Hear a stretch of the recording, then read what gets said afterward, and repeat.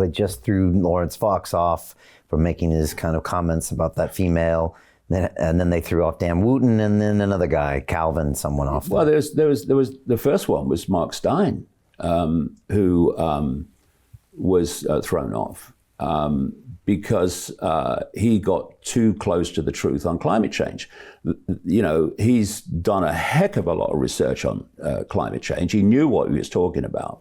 And he was getting too close to the truth. He was saying too much. Ofcom wasn't happy. Well, that's confirmation you're on the right track when Ofcom's not bloody happy.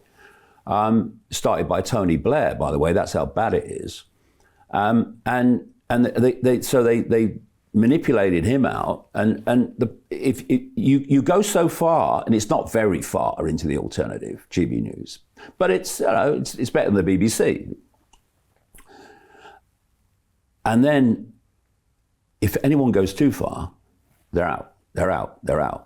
So it's a fake alternative, really. Right. I mean, when you've got Conservative members of Parliament as presenters of GB News, it ain't alternative, but it can appear so to some people. And of course, it's nice that certain questions are asked that aren't asked by the mainstream. But this is what I mean, Brian. This is why it's so important. Here and no further.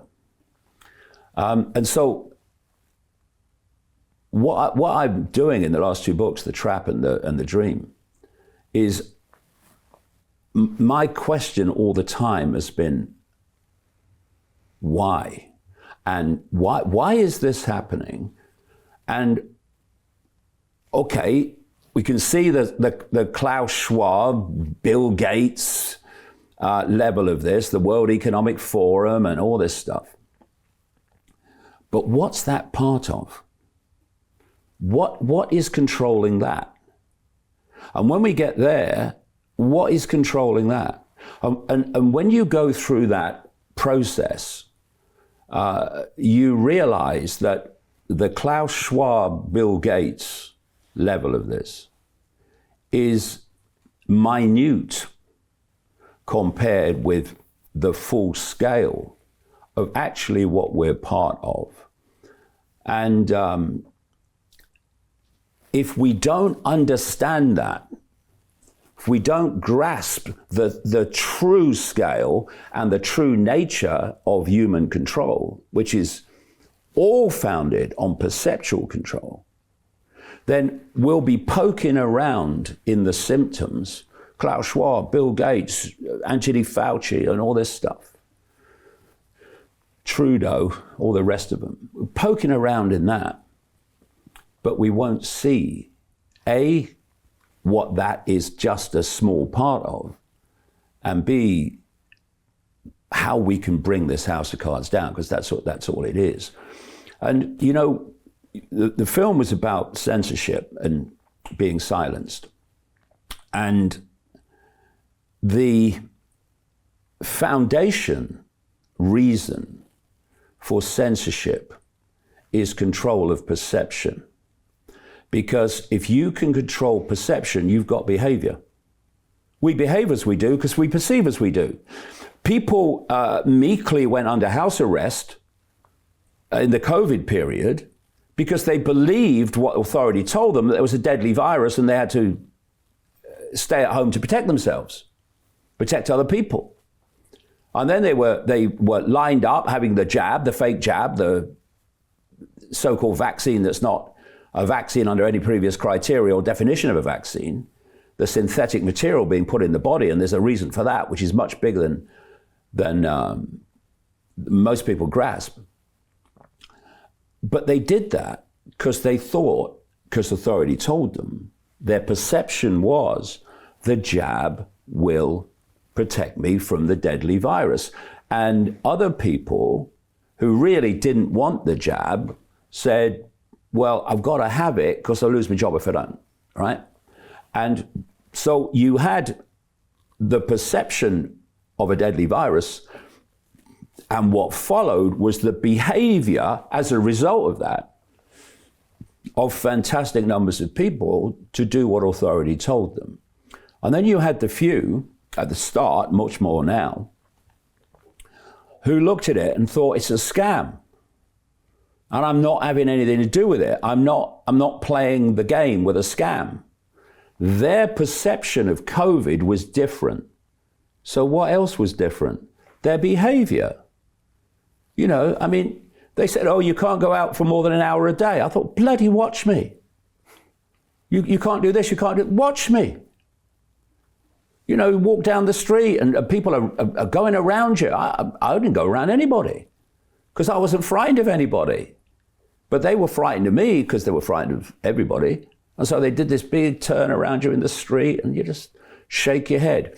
The point being that the behavior of those two very different behavioral groups came from the two very different perceptions of the COVID hoax, the COVID scam, the COVID narrative. And it's the same with every perception. So you go another step back. Behavior comes from perception. Where does perception come from? It comes from information received. So it could be the BBC News, if you're really crazy. It could be a post on Facebook. It could be any source of information. It could be a personal experience.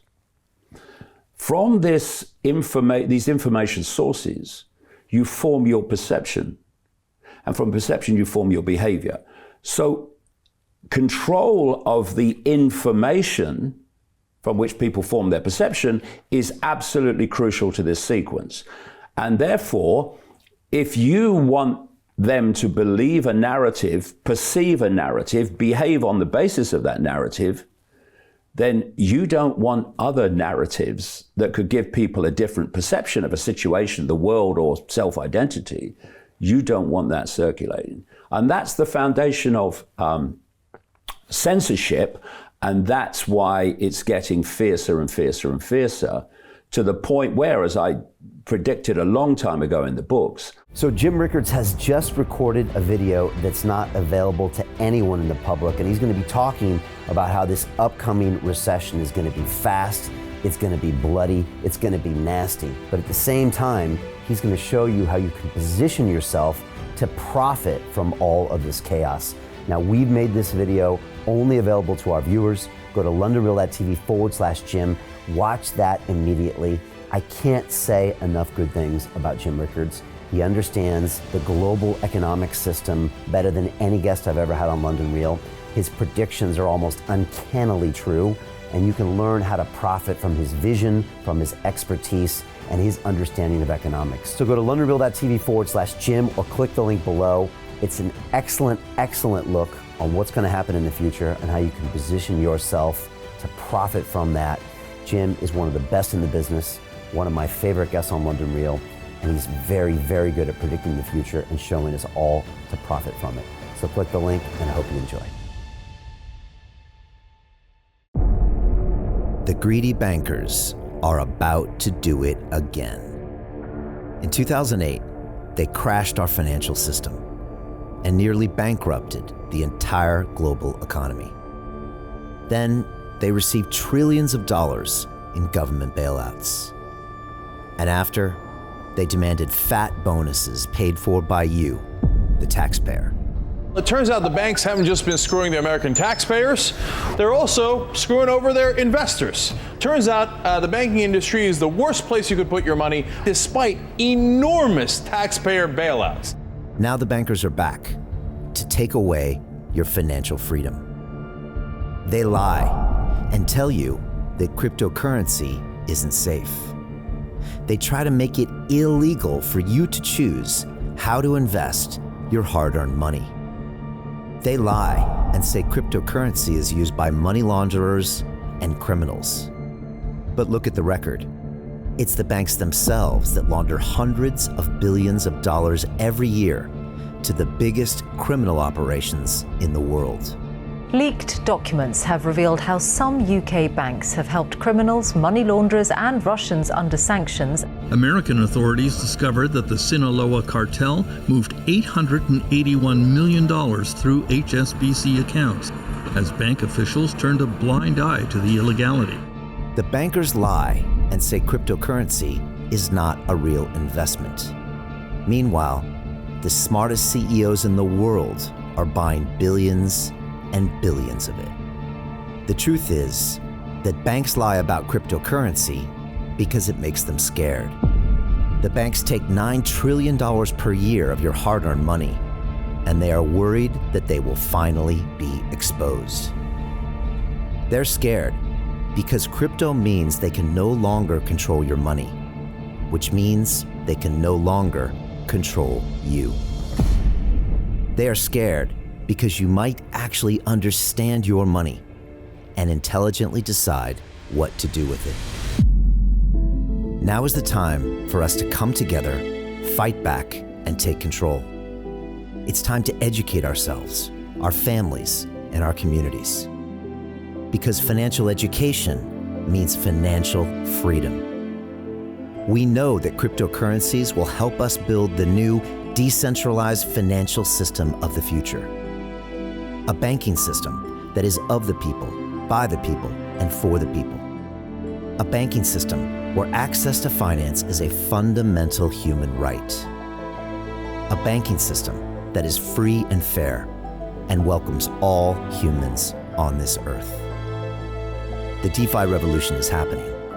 We, the people, can no longer be fooled. We choose to take control of our finances.